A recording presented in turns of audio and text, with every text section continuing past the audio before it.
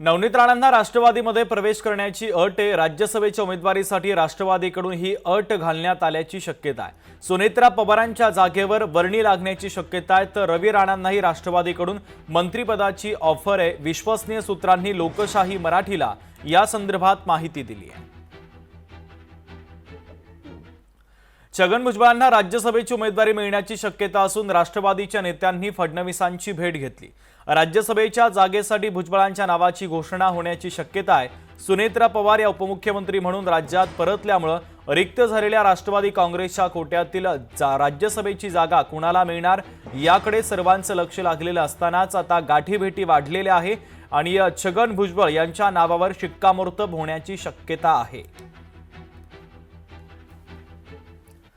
पुढची महत्त्वाची बातमी आपण पाहूयात। हवा हवासा नेता म्हणजे देवेंद्र फडणवीस। भारतीय जनता पक्षाचे प्रदेश अध्यक्ष रवींद्र चव्हाण यांनी वक्तव्य केलं। एका कॉलवर विरोधकांचं काम करणारे फडणवीस एकमेव नेते आहेत। भाजपचे प्रदेश अध्यक्ष रवींद्र चव्हाण यांनी वक्तव्य केलं। लोकशाही मराठीच्या भारत लीडरशिप समिट 2026च्या मुलाखतीदरम्यान त्यांनी हे महत्त्वाचं वक्तव्य केलेलं आहे। नेत्याबद्दल, प्रधानमंत्र्यांबद्दल, त्यांच्या कार्यपद्धतीबद्दल असणारा आकर्षण, देवेंद्रजींच्या कार्यपद्धतीबद्दल असणारा आकर्षण आणि त्यामुळे समाजामध्ये काम करणाऱ्या विविध पक्षांमधील लोकांना असं वाटतं हवा हवासा वाटणारा नेता कोण, हवा हवासा वाटणारी विचारधारा कोणती, तर ती स्वाभाविकपणे नाव येतं भारतीय जनता पार्टी, नरेंद्र मोदीजी, देवेंद्र फडणवीस। सबका साथ सबका विकास या धोरणामुळे राजकारणाच्या बाहेर जाऊन काम करण्याची एक पद्धत, असं म्हटलं जातं की 24/7 उपलब्ध असणारा नेता कोण, तर देवेंद्र फडणवीस। एक SMS केला, मी म्हणत नाही, पत्रकारितेमध्ये पण बरेच जण म्हणतात, फक्त SMS वरती सुद्धा एखाद्याचं, विरोधकाचं सुद्धा काम हे सहजपणे करण्याची एक कला ही देवेंद्रजींमध्ये आहे।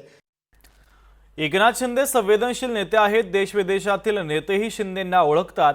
तळागाळातील लोकांना न्याय देण्याचं काम शिंदेंनी केलं। दिघे आणि शिंदेंची भूमिका एकच आहे। मंत्री सरनाईक यांच्याकडनं एकनाथ शिंदेंचं कौतुक करण्यात आलेलं आहे।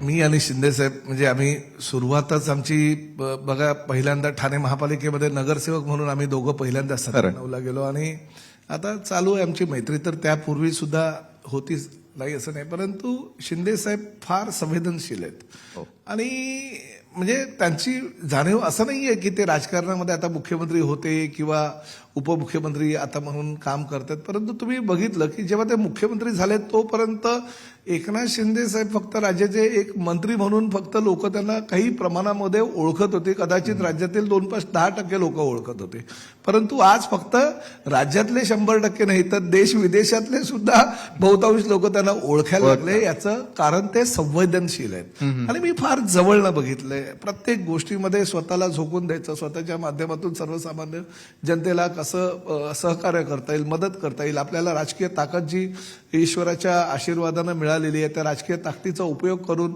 लोकांचे प्रश्न कसे सोडवायचे, तळागाळातल्या लोकांना न्याय कसा द्यायचा, हे त्यांची भूमिका आणि ही त्यांची भूमिका जी आहे ते धर्मवीर आनंद दिघे साहेब आहेत। त्या दिघे साहेबांच्या आशीर्वादानं ते आज इथपर्यंत पोहोचलेले आणि त्यांचं ते जे धोरण होतं धर्मवीर आनंद दिघे साहेबांचं तेच धोरण पुढे चालू ठेवण्याचं ते काम करतायत। भारतामध्ये दादागिरी चालणार नाही, लोढांनी बांगलादेशी आणि रोहिंग्यांना ठणकावलंय। काँग्रेसनं रोहिंग्या बांगलादेशींवर कारवाई केलीच नाही। रोहिंग्या आणि बांगलादेशींना भारतामध्ये थारा नाहीच, लोढांचा बांगलादेश आणि रोहिंग्यांना हा थेट इशारा आहे। पाकिस्तान तो आमचा आहे, पण हिंदुस्थानमध्ये पण आम्ही दादागिरी करू। पाकिस्तानमध्ये पार्टिशनच्या वेळी हिंदुवाची पॉप्युलेशन होती 13%, आता ते 2% करून टाकली। इथे 6% होती ते 18% केली। भारतामध्ये मुंबईमध्ये मालवणीमध्ये हिंदुवाने ते मार्क करून काढतात तिथून, कोणी काय जोपर्यंत काँग्रेसचं शासन होतं काही नाही केला। आता हा समाजाचा विषय, समाज आज त्यांच्यावर आलाय, काल आपल्यावर येतील। बांगलादेशमध्ये काय झालं आपण बघितला, तर ते आपण त्यापूर्वी समाज एकत्र होऊन हा एक फक्त सरकार करू शकत नाही, हा मोठा प्रोसेस आहे। जोपर्यंत समाजमध्ये जागरण येत नाही तोपर्यंत हा विषय सुटणार नाहीये। पण माननीय देवेंद्र फडणवीसजीने यासाठी एक विशेष दल गठीत केला आहे आणि प्रत्येक रोहिंग्या बांगलादेशीनं त्यानं इथून परत जावं लागेल. जे बंगालमध्ये झाला ते बंगालमध्ये पॉलिटिकली आज जे ममताची स्थिती झाली आहे ते इथे पण जे बांगलादेशी रोहिंग्याने प्रोटेक्शन करणार आहे त्याची स्थिती त्यापेक्षा फार विकट होणार आहे. पुढची महत्त्वाची बातमी. याकूब मेमनची फाशी टाळण्यासाठी असलम शेख, अमीन पटेल यांच्याकडनं प्रयत्न करण्यात आले. असलम शेख, अमीन पटेल पुन्हा निवडून देखील आले. अशा लोकांच्या विरोधात जनतेनं उभं राहिलं पाहिजे, मंत्री मंगलप्रभात लोढांनी वक्तव्य केलंय. बॉम्बविस्फोट ज्यावेळी झाला होता, याकूब मेमनने फाशीची सजा दिली गेली होती. तो त्यावेळी 5 जनप्रतिनिधी, त्यावेळी ते 5 आमदारांनी राष्ट्रपतींना पत्र लिहिला की त्याने फाशीची सजा देऊ नये. त्यामध्ये एक अमीन पटेल होता, ते असलम शेख होता, अजून 3 आमदार नगरसेवक होते.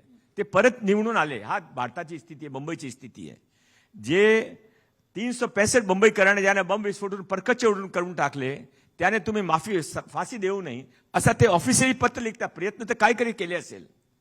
जोपर्यंत समाज असा लोकांचे विरोधामध्ये उभं राहत नाही तोपर्यंत मुंबई आपण त्याच्या वाचण्यासाठी अजून नवीन दाऊद उभा राहील, अजून नवीन सखीद उभा राहील, अजून नवीन असलम खान उभा राहील. त्याने थांबायचं असेल तो समाजाने पुढे यावं लागेल. लोकशाही मराठी ऐका, पहा, जागरूक रहा.